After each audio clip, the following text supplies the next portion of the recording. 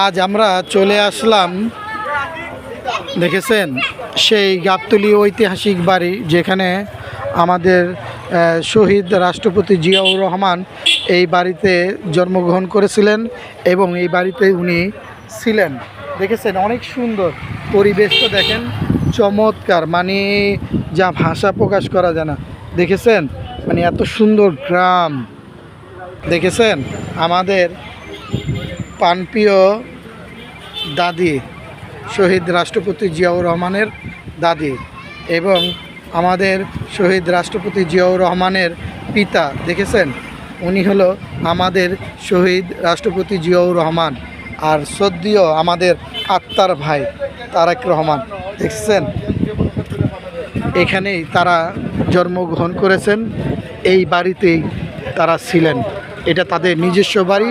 আজ আমি যাচ্ছি না, আবার চলে আসবো অন্য কোনো রিসোর্টে। সেই পর্যন্ত ভালো থাকবেন। আল্লাহ হাফেজ।